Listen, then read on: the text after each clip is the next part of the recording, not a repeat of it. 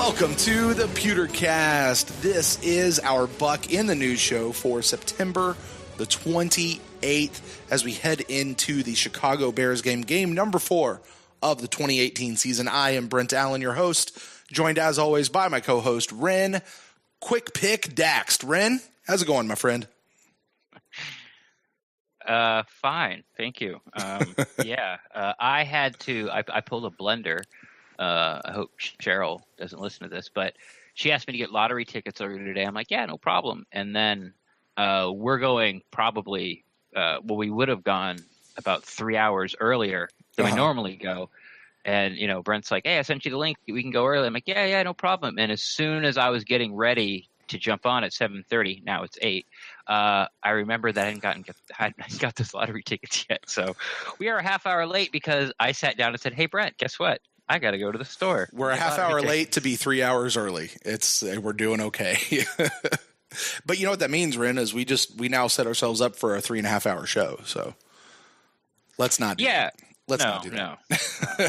We don't Those days are gone. So, well, for those of you out there who may be getting a little sick of hearing us, Wren, it feels like we've had something come out. I feel like I've talked to you more over the last 3 days than I have, well, probably since August when we had something coming out just about every day. But, it's been a short week. We had the Instant Cast come out. We had 2 Final Thoughts episodes, the first half and then the second half of that. We also were on the formerly called the Chicago Bears Review. Now it's the Chicago Bears Talk Underground.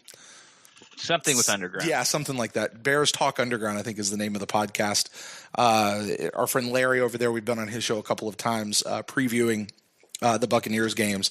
So we were able to do that this week. I want to encourage everybody, if you haven't listened to that, if you didn't see our tweets about that, go listen to it. It was a good episode. I thought it was real fun, and I always like getting to brag on our Buccaneers to other people. So that one was pretty good. And then we've got this show coming out, Wren, and here we are for those listeners who may be new to our format. This is the show where we finally get a chance to take a look at all the headlines that have come out of One Buck Place. We'll also talk about the transactions. We'll also talk about the final injury reports. This is stuff we don't really get to talk about a lot through the other episodes. So this is sort of that episode, and we'll take a look, as we really turn towards the Chicago Bears game.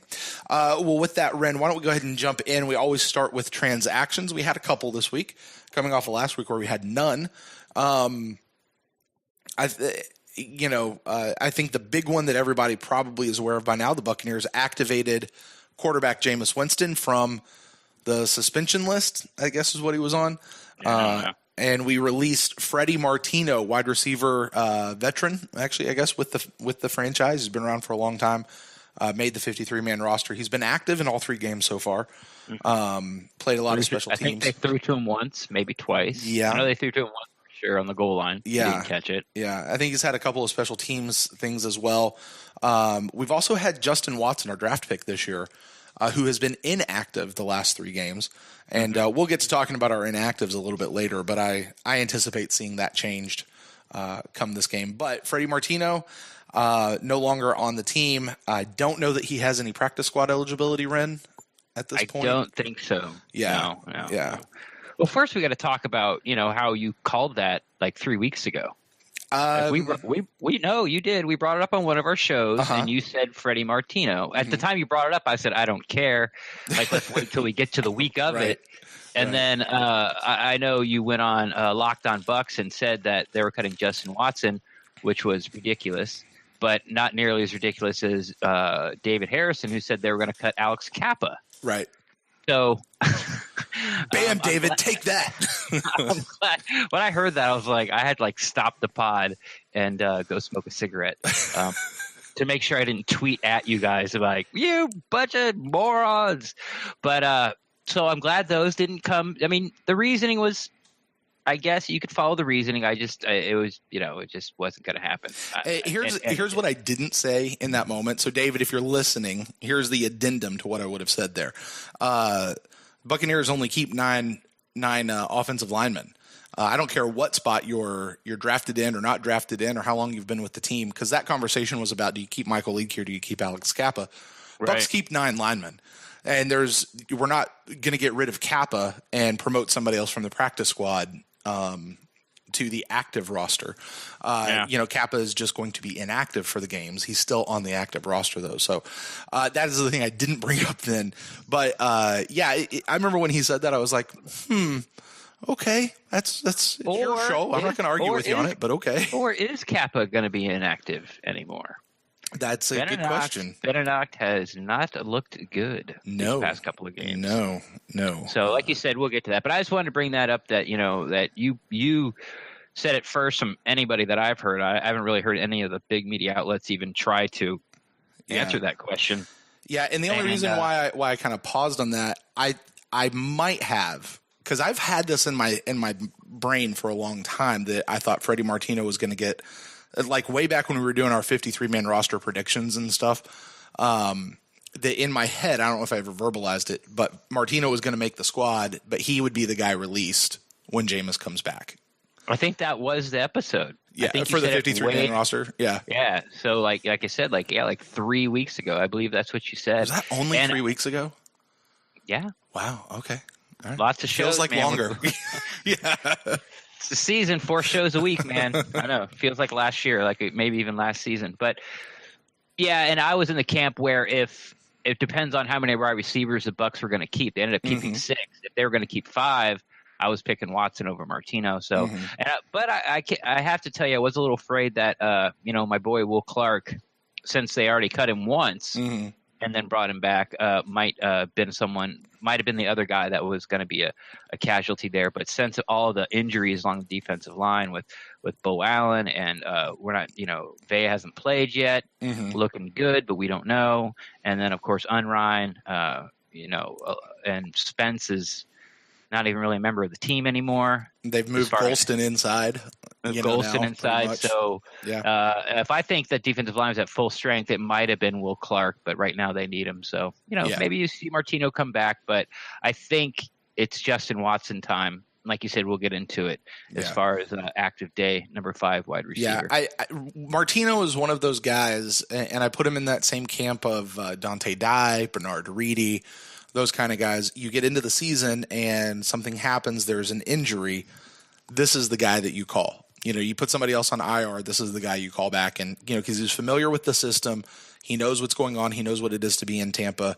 He becomes that first option, and probably rightly so, if you need somebody midseason for one reason or another. So, and we'll get into talking, because obviously I'm sure the majority of what we talk about this show is Jameis coming back, and we'll get into all of that as well.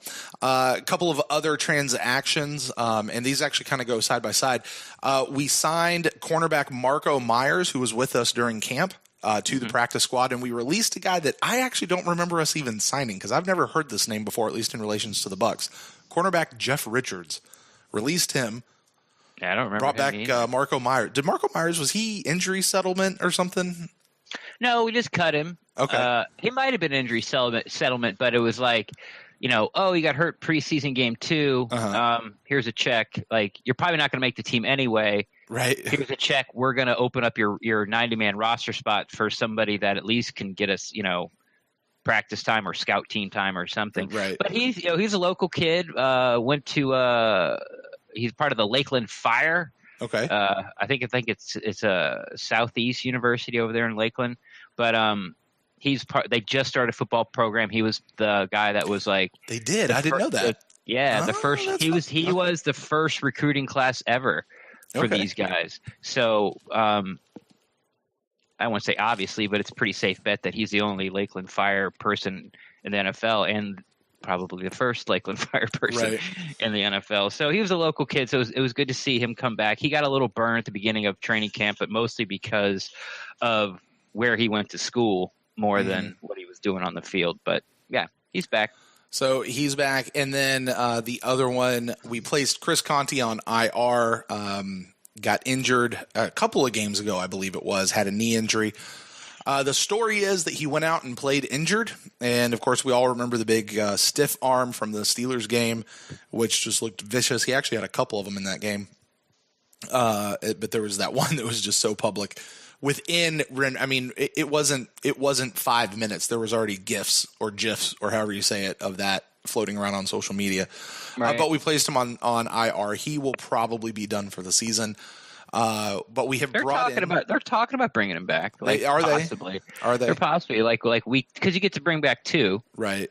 Obviously, one's going to be Mitch on Ryan, week 9. And I think Conte's available something like week 10 or maybe 11, something like that. Something like that. He can pull back. So they've talked about he might be back, but I would, it came out later that he was playing with a torn PCL or something, and I would lean to agree that he wasn't 100% out there, because even though Chris Conte does take bad angles sometimes, I would argue that he's probably the surest tackler on that defense. If his angle is right, which, you can get into semantics. Well, if his angle's wrong, then he's not a good tackler. But if he gets his hands on you, you go down. Like there's so many touchdown saving tackles he's had. There's so many tackles that he's filled in for, after the running back is like 5-6 yards and he comes up and stops him because of bad run gap fits and things. And I always thought he was a really good tackler. And then going back and watching the film on the Steelers tape, he just wasn't bringing anybody down. And so after he got stiff-armed and after he got put on IR, it came out that, he was playing that game with a torn-up knee already. It made more sense to me why he was having such a poor tackling game. Yeah, and you can go back and look at the film and see certain places where he was, when he was lining up, he was standing very, very awkwardly. Like just looked very, very weird. So I don't know if that's how he normally lines up or, if that was just him compensating a little bit. But, I mean, for as much crap as Chris Conte takes, do we not give him at least a little bit of credit for going out there and playing hurt, trying to make something happen and I'm not a big into like, oh, you gave it your best shot. You either, Gipper. Yeah, I'm Yoda. Like, there's no try. It's like, you either do or you don't. Right. Like, there's no moral victories. There's no, like, when it comes to sports, you win or you lose. There's really no gray area. You can trump, we do it on the show a lot. I get it. With like Fitzpatrick's interceptions. Well, they really weren't all his fault, and this happened on this one and that one. But like I said last show, it's like, well, at the end of the day, you threw 3. Yeah. And even Dirk Cutter came out today on the radio show where fans calling and tweeting their questions and things like that. Dirk Cutter even said, like, I think that Mike Evans was being generous about taking the blame for that, because I don't think he basically said, I think Fitz sailed it. He goes, I don't think Mike Evans could have caught it. And I said that last episode. So, and once again, I said, you threw 3 interceptions. That's it. It doesn't matter whose fault it is. It's, you had the ball. Now they have the ball. So that's sort of where I stand on that. So I guess, gutting it out, rah. And if you're anti-Chris Conte and never liked him, I'm sure your stance would be, well, if you're going out there not 100%, you're hurting the team and being a selfish player when you got somebody who's, somebody who's healthy behind you. So I'm not going to get into that. And I'm with Cutter. Like, if he's cleared to play, he plays. Like, He's not a doctor. He sort of got a little that the media tried to give him a little pushback about, how can you play this injured player? And now look at now his season's over. Like how dare you? And Cutter's like, hey, you're talking to the wrong cat. And it's like, doctors clear him, I play him. Like, if he's cleared, I'm assuming that he can play, and that means whatever, 100%. No one's 100% anymore. So it's, players play. That's it. Go.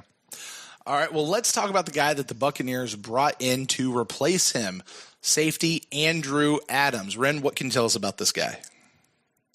Do we know him? I mean, he's been around for a while, I think.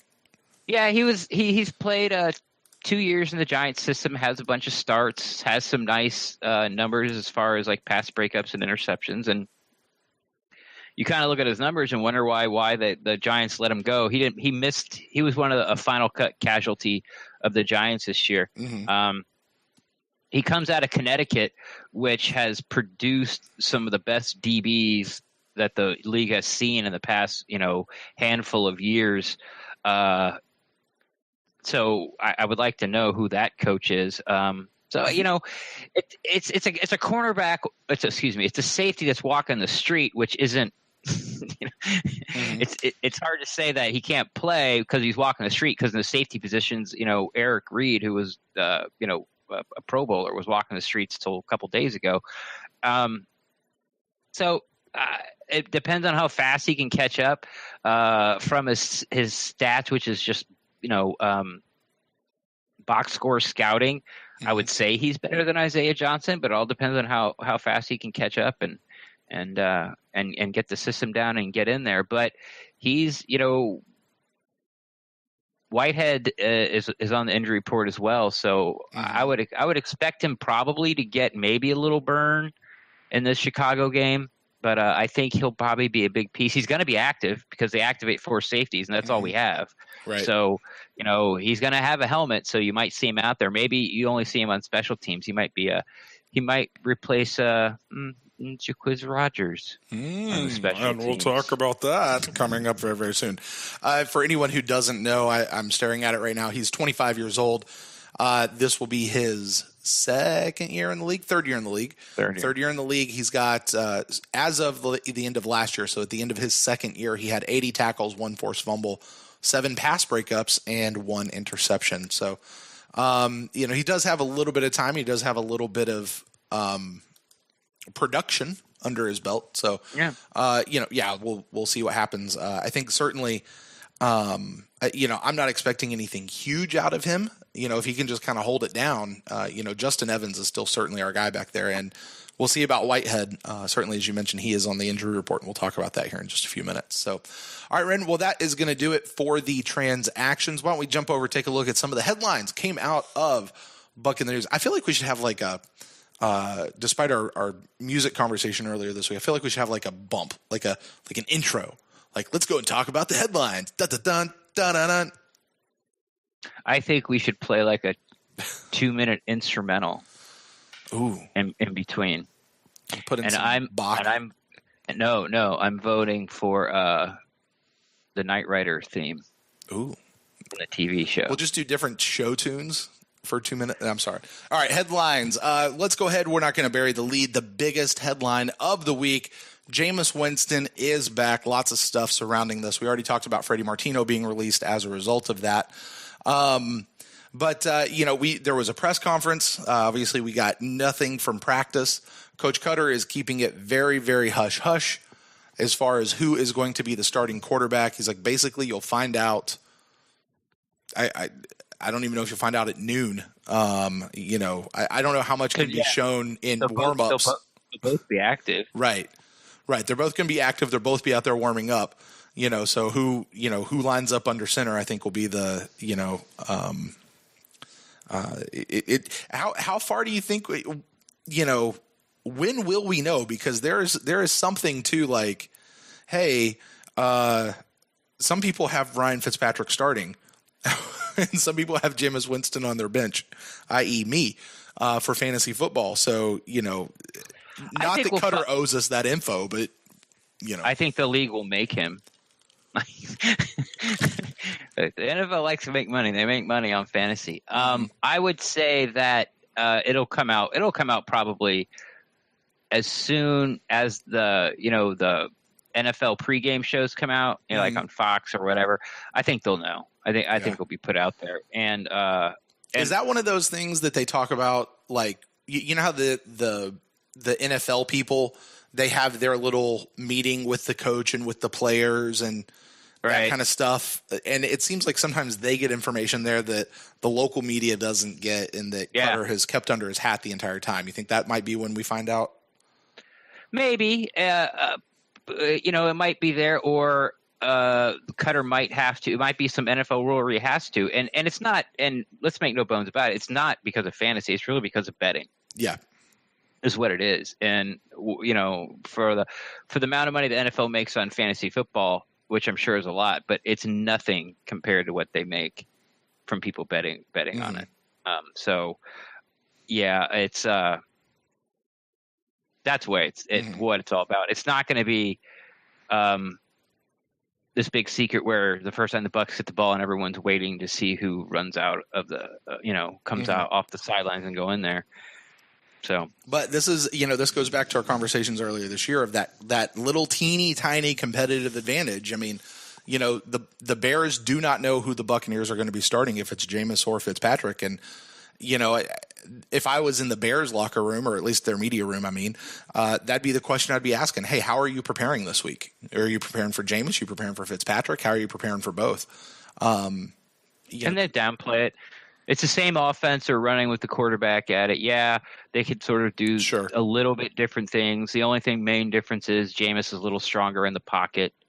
He extends the play longer, where Fitz, instead of staying back there, it seems like Fitz is taking off and running, and Jameis would stay behind the line of scrimmage and try to find someone downfield. Besides that, it's not really that big of a difference. So, and there's a level of truth to that, though. In preparing, that's really all you can do, right? It's not like in college where you're preparing against a pocket passer and then the other guy runs, the triple option. Right. That's just a lot different. Plus, even if it comes out at noon or 11:30, what really can the Bears do at that point?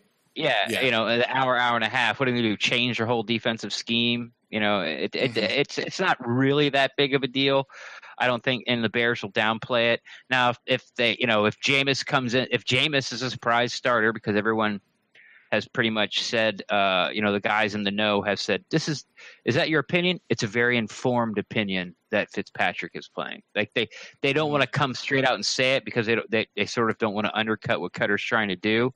But they're also, if you're listening to the words, they're not really making it a secret either. They all think Fitzpatrick is going to start this game. And you can tell through the press conferences and things that if you listen to him, you're like, you should have said, I don't know, or depends on who starts right there, but you said Fitzpatrick, and you can pick up on those little things. But, what are you going to do? It's an hour before and they find out. Oh, well, I was going to say, if Jameis comes out and, lights him up and throws for 400 yards and he's the surprise starter, the Bears are going to get asked that question. Hey, did, not knowing who was going to start and was it a surprise at Jameis, and were you guys prepared for that? And they'll just blow it. The question has to be asked, but they'll blow it off. Just the same answer I gave you like 5 minutes ago about preparing for him. Like it's the same thing, but I think it's a non-story as of right now. Yeah, I agree. I don't want to say it's a non-story. I think it's we'll get there. We'll see. It'll be, here's what we know. It will be one of the two of them. For sure. Yeah. Something I did want to talk about, and this sort of came out, I guess, shortly before the Steelers game. We started getting glimpses into what Jameis has been doing in his time as the offseason. We heard before he left that he had a plan. We didn't really know what the plan was, but now, as it turns out, he's had people who are either recently retired or people who have recently been cut by the NFL teams. So these are people that are still in NFL shape. He brought a bunch of them together. He was at USF, I think he said at one point, and he was at another place right there in town. He brought these guys in. He catered them. I guess they were all still relatively local. I don't know that he flew too many people in. But basically, he said he just wanted to keep an NFL schedule. So he's up. He's doing his game film study. He's practicing with these guys, these NFL caliber receivers and I guess defenders. He had his personal trainers in there. He had personal coaches in there. All of these guys, like, and when you look at it, all of these guys are coming out to keep Jameis Winston ready. Like, that's a lot for one guy, like what it took to keep one guy ready to go, which to me was very, very impressive. But, man, I wanted to get your thoughts on that. And, was there anything that I maybe didn't mention there that you were aware of? Not really. I guess as far as I know Jameis Winston also hired security, so you couldn't get to the field and watch what was going on. Did he really? I didn't hear about that. Oh, yeah. Yeah, he hired security, and also that – I think you alluded to a little bit, but he catered meals to these guys, like basically fed them, and I'm sure he paid them too. So, and I'm not really, I don't 100% agree with like all these people to keep this one guy ready, Like Jameis, I think anybody would have been happy if Jameis went out there with his quarterback guru and practice every day and then watched film every night. That would have been fine. But of course, Jameis being Jameis, he wants to cover all his bases that he can. And Cutter has said a couple times. He goes. I guess, and it just everyone just sort of glossed over it. Where he goes. Well, I guess Jameis was in heaven because he finally gets what he wants. He gets to be quarterback, GM, and coach. Is that what he said? Yeah, Cutter said I totally like missed that. Oh, I totally missed that. He said it twice, and everyone's just like, oh, that's funny, Derek. So about the running game, and I'm just like, what? I'm like, no one's gonna follow up on that either time. So yeah, we haven't been around Jameis, but now we've heard Jameis speak and sort of know how he is as a person and a football player. And I think, if you've been paying enough attention to the way he approaches playing quarterback in the NFL, it's no surprise that he did this. So, I mean, yeah, that's it. It's real cool. I wonder if this is a relatively new thing that, like, if anyone else has done it like this before. Like, did he pick this up from someone else who maybe did this during a suspension or something like that? Or, I'm curious about how did this come about, and what did it take to make this go off? So, money, sure, but I mean more than just that though. Like, there isn't anything more. Well, no, there's logistics and all that kind of stuff. Like what? Huh? Well, you gotta plan for hotels and travel and meals with these guys and contacting these guys. And you just mentioned that they have security, and you got to set up facilities and making sure you have equipment. And there's probably some sort of I would assume he probably had some sort of medical person right by in case something happened.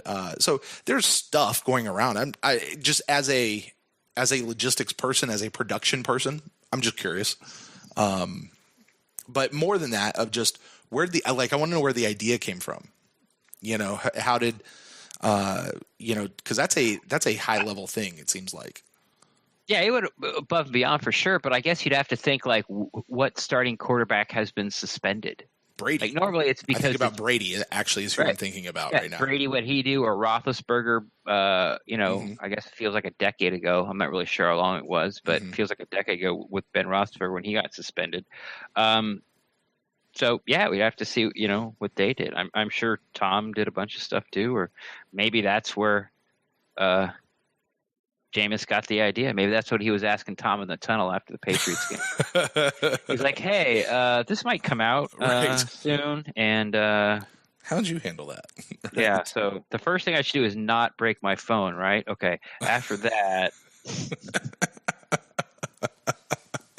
Can I take out my SIM card? No, can't do that either. Okay, that's right. Good to know. Good to know. James over there taking notes. All right. So you mentioned Wren, and you said this on one of our shows earlier this week, talking about the press conference. Let's jump into the press conference from Jameis. Sure. What did you see? Watch it? I did. I got to watch it. How did you feel about it? You were right. It was a little rough. Although polished. Do what? Wasn't very polished. It was not very polished, but I kind of feel like this is a little bit the way that Jameis's press conferences have been going. Like, I feel like we've seen recently his press conferences haven't been as polished, and he's not been as well spoken with the media, it feels like to me. Although this certainly, which I guess is a good thing, because even though he has prepared answers and a game plan going into like deflecting the questions, I guess it's a good thing that he's still not good at it. In what way? He's not good at like not answering the question and deflecting them. He's not good at getting out previously planned talking points. Like I felt where he talked about how he was a father, to a young son. I thought that was a talking point. When he got that out, as it was a talking point at his first press conference of training camp when when that finally started, and that's the last time. And I guess that's why you would feel that way, that they haven't gone that well, because he hasn't had anything really to smile about since the Saints game of last year. So and it as far as football wise, sure.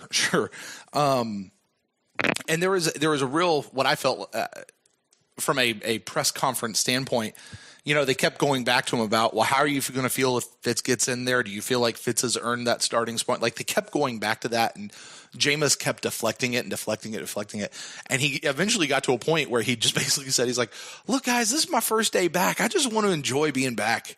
Yeah. I don't want to talk about all that. Can I have a day to enjoy it? Like, get off my case, essentially, is what he was saying. Yeah. I just got here. Stop it. And if I was a media member, I would have said, well, when's the next time we get to talk to you? Right. Is it going to be like a week and a half from now or 2 weeks from now? Do you think we might talk to you after the game? Yeah, the Chicago game. Like, will you come into the press room after the Chicago game? No. Well, then you have to answer the questions because, like, you don't have another game for another 2 weeks. Right. So I'm sorry. Yeah. Yeah. So buck up, buddy boy. But I guess, like I said, you could think of it as it's a good thing that he's not polished. He's not a polished liar or a polished deflector. His politician is not polished. His politicianism isn't polished. But it was a little painful to watch. Him sort of stumble all over the place. But I mean, he definitely had his questions he didn't want to answer, and it was basically all of the ones that were, how do you feel about the idea of Fitz starting over you? And his answer was, man, whatever's best for the team. Yeah. The important thing is that we're winning, and that was like his polished, deflected answer. They kept coming at him with him, until he got there. And Dirk also refused. We talked about this, where he refused to say, although he did say in a press conference about this situation that it wasn't a mystery in his mind, which I kind of interpreted that as he almost thinks the answer should be obvious. It wasn't well, I know, so it's not a mystery to me, but come on, guys, this one isn't.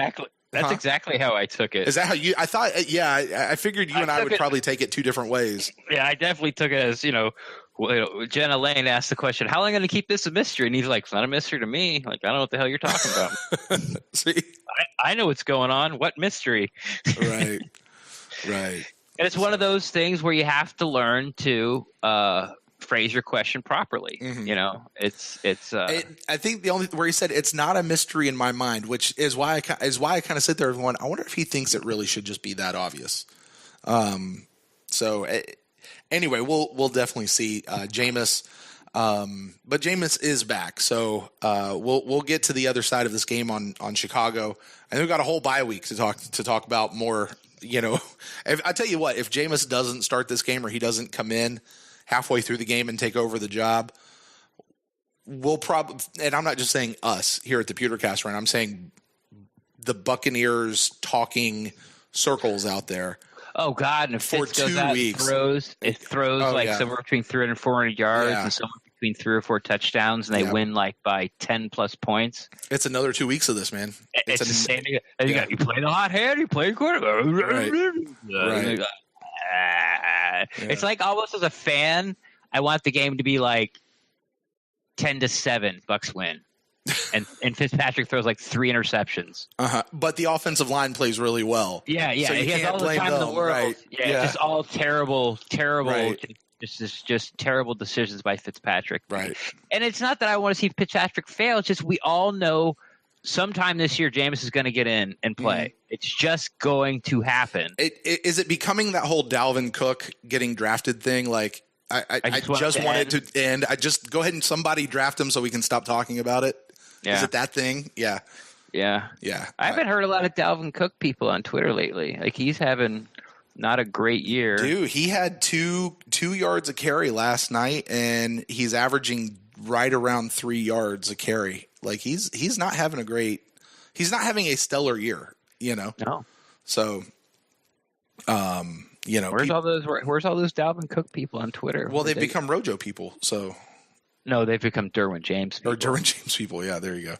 All right. Well, speaking of Rojo, let's jump over and talk about him. Dirk Cutter talked about him a little bit. Well, actually quite a bit because he kept getting questions about him. Said that Rojo is actually practicing on special teams, a position different than what Sean Wilson is. So that's not going to be a conflict there. But he keeps repeating this phrase, his time is coming, his time is coming, his time is coming. Cutter reiterated several times. And he's actually said this ever since the first day that Rojo was inactive in the very first game. He said this is not a punishment. This isn't like he's not getting the playbook. This isn't like he's not doing well in something.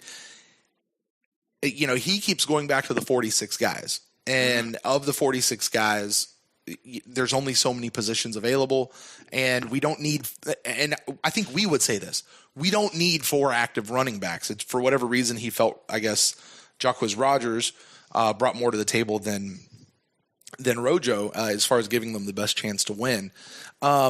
Here's my question about this.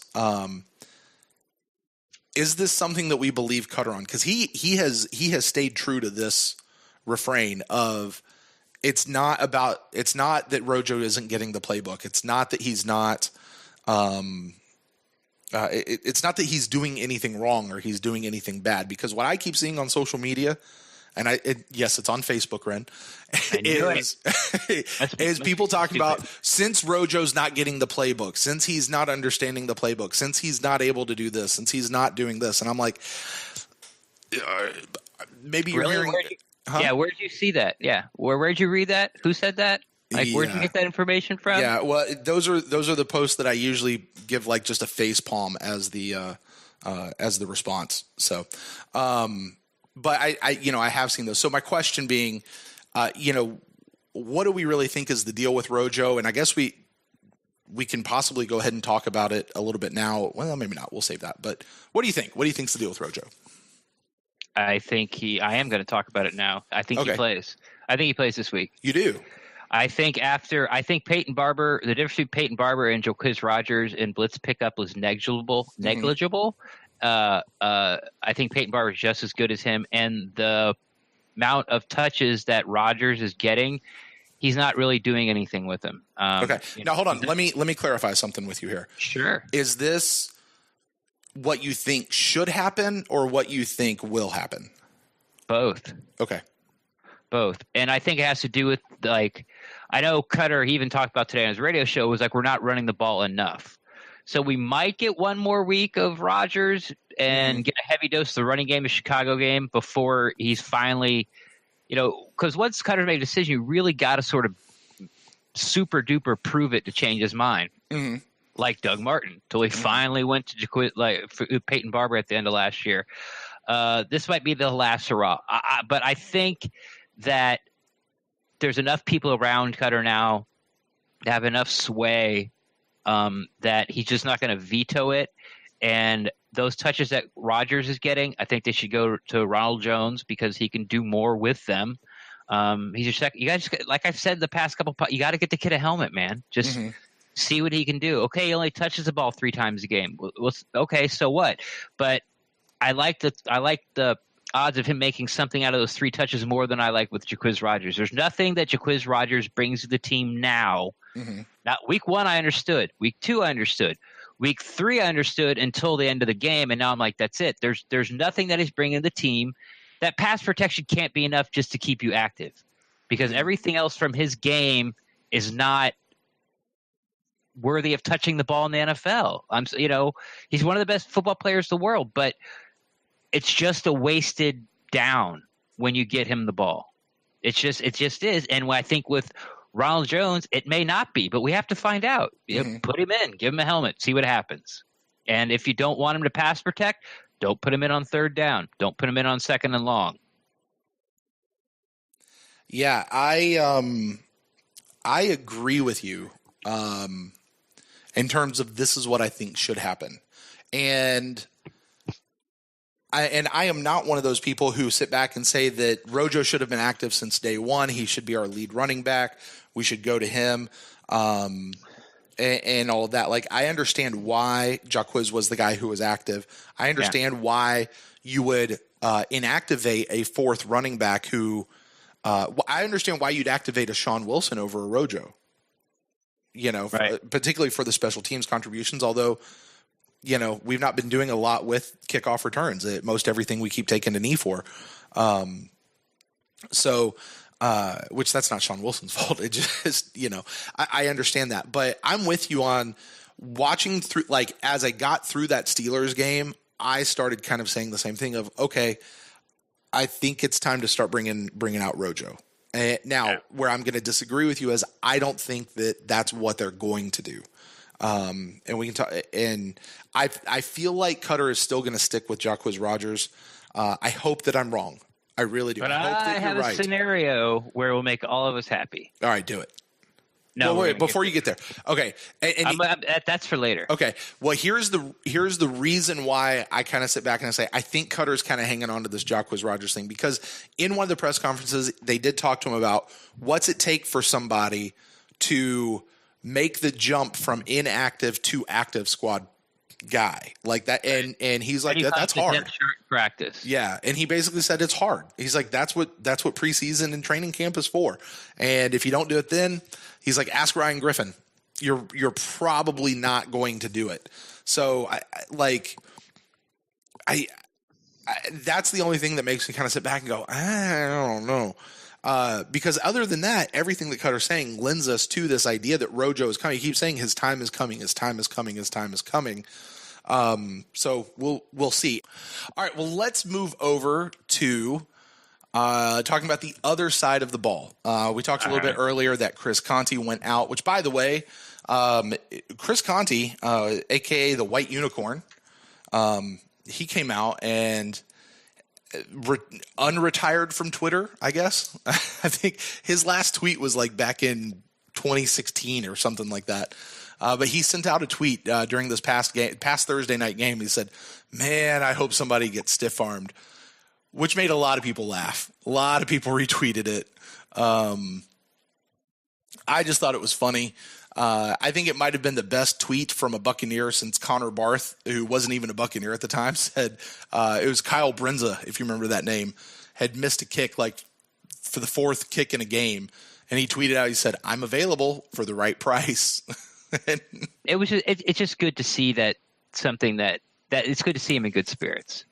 You get embarrassed and turn into a GIF, minutes after that, and everyone's laughing at you, and now you're hurt, and your season may be over, your career as a starter for the Tampa Bay Buccaneers may be over, but he had a good enough sense of humor where it's like, man, I just hope somebody messes up as bad as I just did, so people quit talking about me. Right. Good spirits. So with all of that, Greg Allman had an article that came out, actually something that I was beginning to think about as well. So I was glad to see that he pulled something out about this to talk about it. Talking about the secondary that we now have, Wren. It's a very youthful secondary, a lot of really young guys, in that we have Justin Evans as a second-year player. He's kind of turning into, I guess, our star safety, you might say, but coming in now after him supposedly is going to be Jordan Whitehead, or at least it looks like it could be him. Carlton Davis and MJ Stewart are making up really the backfield there. Of course, we're going to have Brent Grimes as kind of the resident old guy. But, unless Ryan Smith gets in there, this is really what we're looking at, a very young secondary. Yeah, I mean, it's an inexperienced secondary. I mean, we all kind of knew it was coming with the – how should I say it, the injuries we've had. I mean, yeah, it's scary. I'm sure other teams are licking their chops, but at least the rookie corners or secondary, the Whiteheads, the Davises, and MJ Stewarts, they're not having rookie Vernon Hargrave years.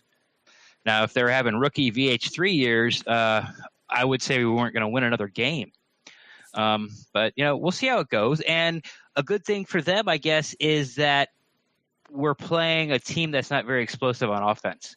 Mm-hmm. I think they have like 2 or 3 passes over 20 yards or something like that. And all Chicago Bear fans are talking about how Trubisky just won't throw the ball further than 10 yards down the field. So this one could be a low scoring game, and they're not facing a Drew Brees or the Super Bowl MVP or, a Hall of Famer and Ben Roethlisberger. So this might be a good game for them all to get their feet wet, because it might be the least challenged as a secondary group as a whole that they're gonna a game they're gonna have this year.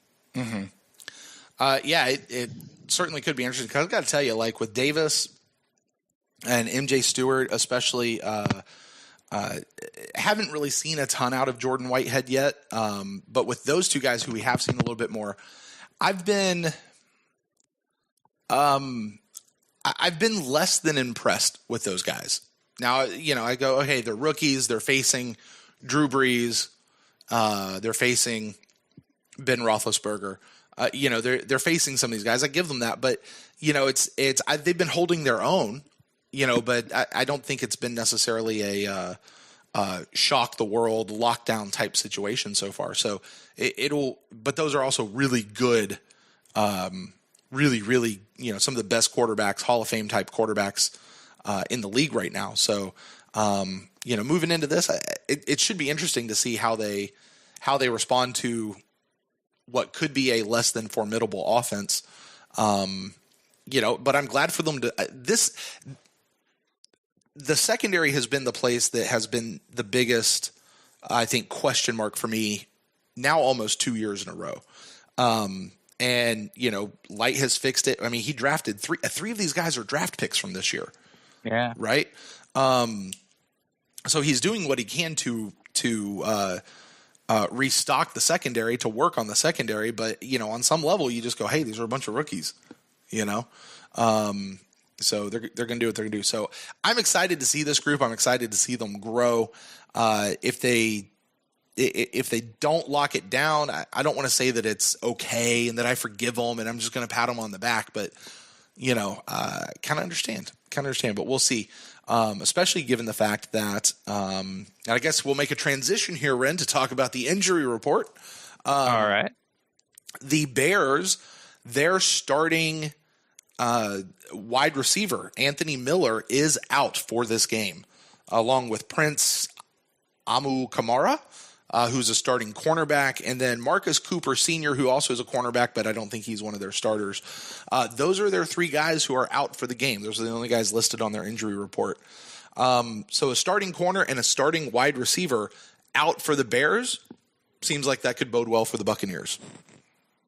Yeah, Anthony Miller, I felt, was the best wide receiver coming out of the draft. He was just undersized. He played for Memphis, but he was just one of those guys, sort of a Chris Godwin. Like, you get it in his zip code, he was going to somehow make the catch and come down with it.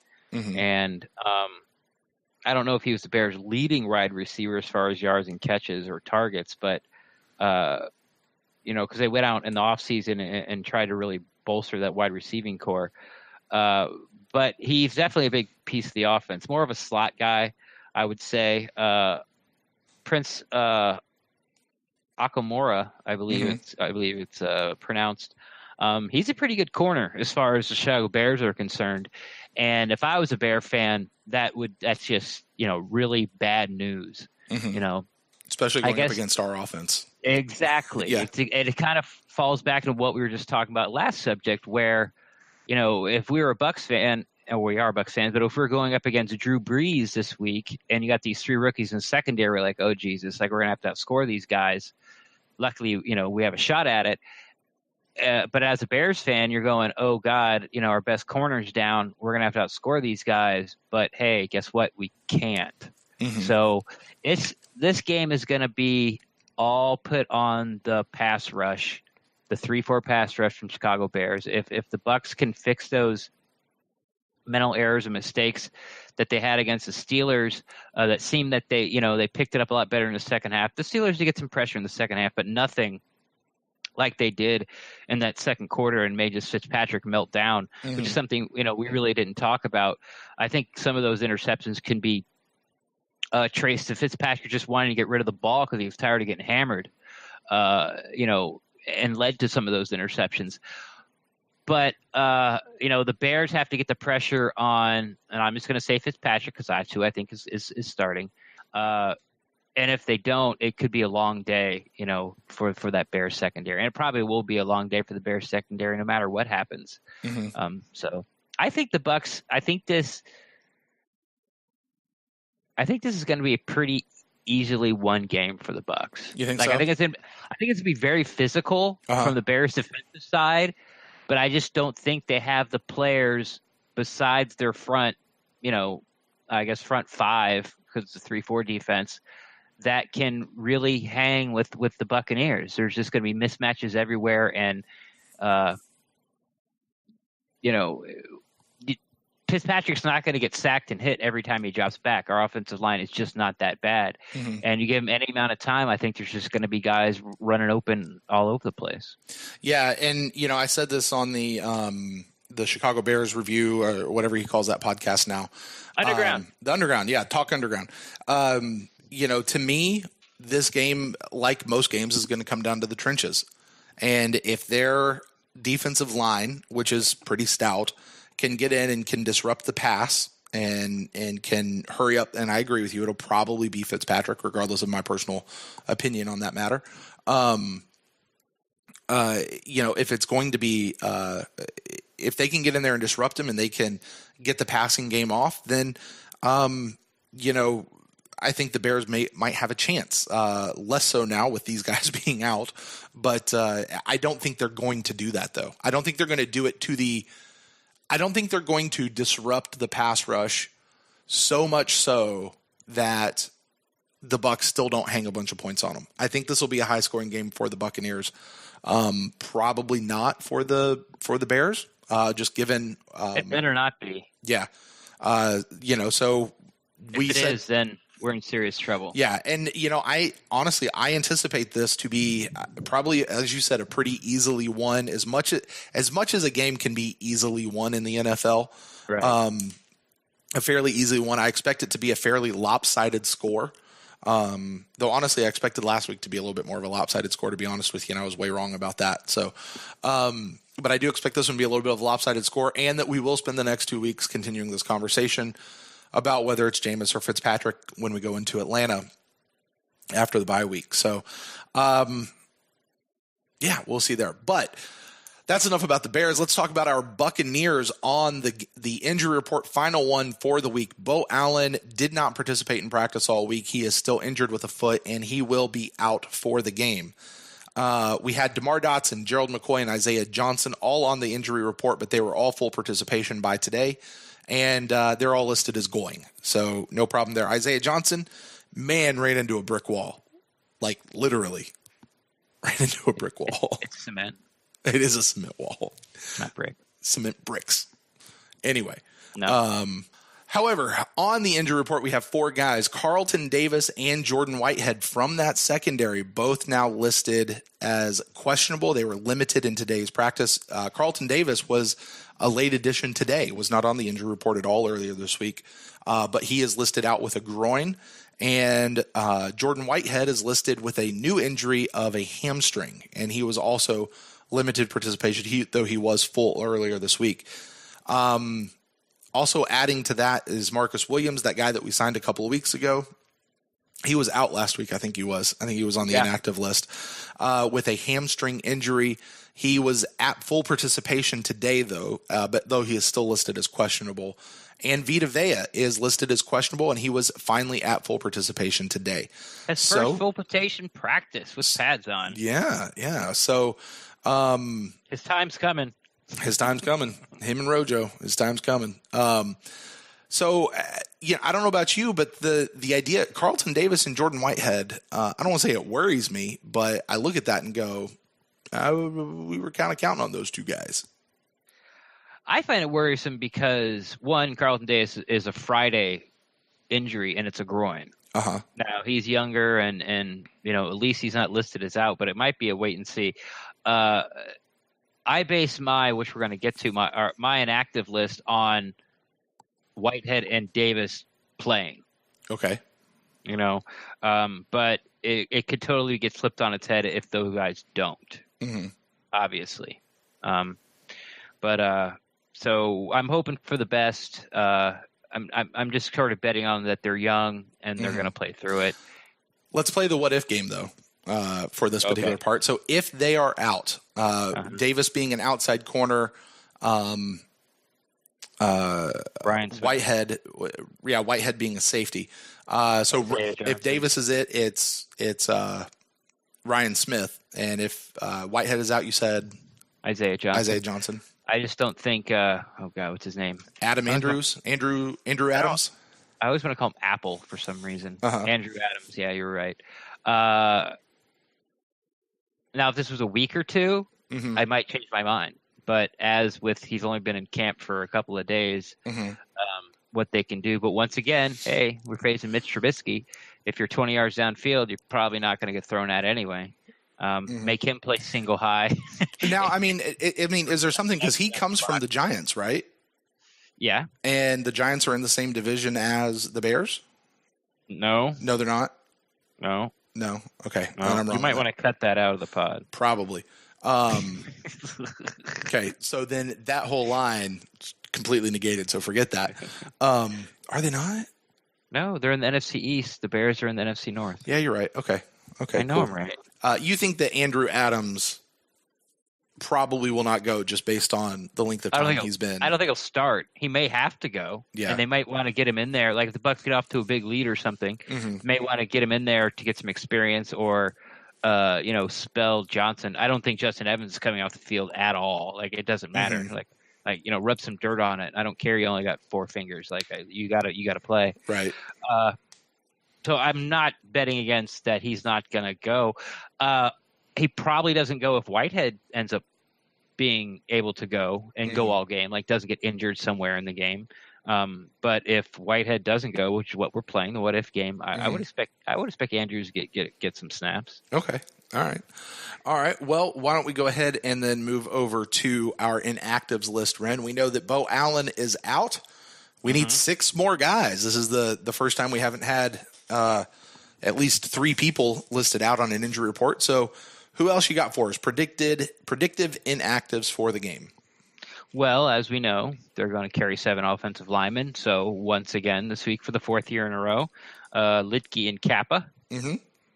I am taking out Noah Spence because I think Villa comes back. Okay. And even though he dressed last week, he didn't get in for 1 play. Not 1. That is not good. No, that is not. Beau Allen you already got. And then, of course, the newest permanent resident of the inactive list. Ryan Griffin. Yes. Now, if there wasn't injuries to, like, the defensive backfield, such as, Davis, Carlton Davis, I would pick Marcus Williams again. Okay. The cornerback we got from the Saints. But since there is, I'm going with Will Clark is going to sit. Okay. Okay. And Marcus Williams is going to be active. And then my last guy is what makes everything work out, where Rodgers gets to be active as an emergency person. And Rojo gets to come up and get some touches because we are benching Sean Wilson. Oh, wow. You put Rodgers back to return kickoffs. Punt returns stay the same. Rodgers returned them all last year.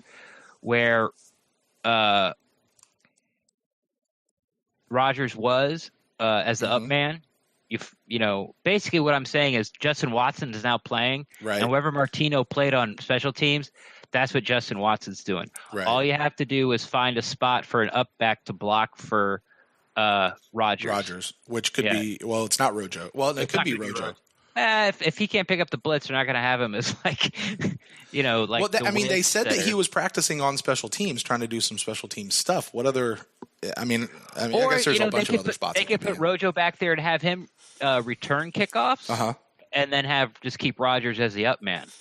But I think with Dirk Cutter and the trust thing, you know, he trusts Rodgers back there enough. Even though I think, you know, if I was coach, I would flip him. You know, I would put Rojo back there because he's more explosive. And yeah, so that's how everyone's going to be all happy, especially since Sean Wilson. I think Dirk Cutter said 2 or 3 times the the line of the kickoff return was blocking one way and he ran the other way. Like there was this big disconnect. And Wilson got a couple carries and he got a ball or two thrown to him. And, sort of this elusiveness or make guys miss. We haven't really seen it. He did slip, I think, once, maybe twice. So it might not be 100% fair. But, if the kid's not cutting it on kickoffs, I would sit him over Rodgers because of the trust factor, and then that way you get there you go. We get Rojo in there and see what he can do with the football in his hands. All right. Well, for me, we're a little bit different on that. I am going to put Beau Allen as he's listed on the injury report. I am also going to join Ryan Griffin over there, as you said, the new permanent member. Alex Kapp and Micah Liedke, I am right there with you. And I am going to return Noah Spence back to the inactives list as well. Because Noah Spence is there, though, I'm not going to put Will Clark. I think we're going to need him and want him active. I feel like Carlton Davis is going to be able to go. It is a groin injury, though he was limited. It's a late groin injury. The one that really worries me more so than a groin injury is a hamstring injury. And with Jordan Whitehead catching a hamstring injury late in the week, I feel like the team tends to be a little bit more protective. So I'm going to say that Jordan Whitehead is actually inactive this week. And Marcus Williams will be active. But for me, I think Cutter is going to ride with what he's been doing the last couple of weeks. And while I agree with you that it is Rojo's time to come in, I don't think Cutter is going to agree with you. And I think that Rojo is still going to be inactive this week. But I do think Justin Watson finally does get his very first active game with the Buccaneers. So we'll see. So that's my 7 there, Wren. And we'll see. This might be the one that I think this might be the first one, certainly of this year, that we're the most disparate on some of these last little numbers. I'm looking at it, and I thought about when I said it, like Will Clark, and then I look, I'm like, oh, I got Spence out too. Like that's probably not going to happen. Yeah, you want to amend yours real quick? But I don't know who I would. I guess I would sit. Would I sit Marcus Williams? Like, who am I going to sit? I can't sit a safety. This is the problem. I was looking at the roster earlier, kind of going, who would be that other guy? I could Wilson or Rojo. It doesn't really matter. I can't. So I'm sitting. Who else am I picking up? Like, I guess for this game, because if the injuries, to Whitehead and Davis if one of them end up sitting, I guess you would have to put Watson back down and just run with 4 wide receivers is what I would think they do. The other one that I kind of start looking at as I look at the linebacker position, we do have Jack Sitchie and we do have Cam Lynch. I know Jack Sitchie is supposed to be this special teams beast, but if someone's got to go, you might be looking at one of those two guys. That's the only place that I can really see another person possibly coming off the roster right now. I like Watson not coming up. Yeah, because those guys have played special teams for 3 weeks now, right? And Watson hasn't.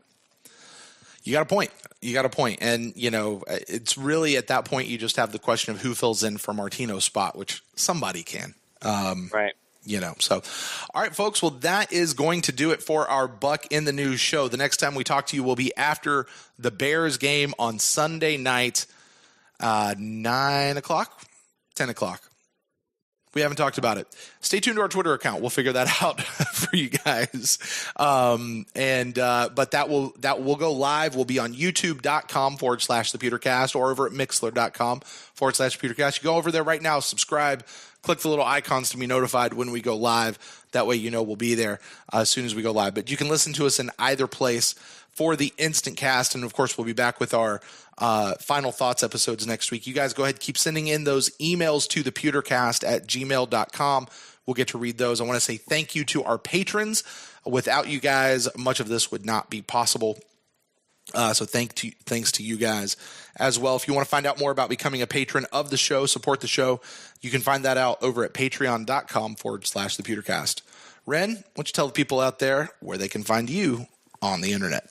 Best way to find me is on Twitter at Rendax, REN_DAXT. I'm always down to talk to you guys about Buccaneers football. And if you don't want to tweet it out, you can always DM me with your questions or comments or snide remarks about other Twitter people, Buccaneer Twitter people, or media members. I'm always down to talk a little junk behind people's back. And if you guys want to get a hold of me personally, I am at Brent Allen Live across all the social medias where you can find me out there. And if you want to get a hold of the show, at the Pewtercast on Twitter, or find us at facebook.com/the Pewtercast. Or like I said earlier, you can always shoot us an email to thepewtercast@gmail.com. Well, Wren, as we step out of here, I know this isn't something we normally do, but we said earlier, you think this is going to be a pretty lopsided game. If I had to press you for a score prediction, what do you think it'd be? 31-17. I'll go with you on that. And I think it's not going to be like 31-7 and then the Bears sort of mount a little comeback. I think it's going to feel closer. Mm-hmm. Like it might be like 24-14 and then the Bears kick a field goal. And then the Bucs, like midway through the fourth, get a touchdown, and now it's 31-14 or 31-17, and the Bears might get like a possession or two, but they just can't put it in the end zone. You know what I mean? It's like it's gonna feel over halfway through the third when the Bucs hit that 31-point mark. Right. I'll go with you on that. Actually, I tend to like to give my own, but actually that sounds pretty likely to happen. So I'll go with you that 31-17 Buccaneers winning. We'll find out on Sunday afternoon, and we'll talk about it at the Instant Cast Sunday night. So until then, we'll sign off as always by saying, "Go Bucs."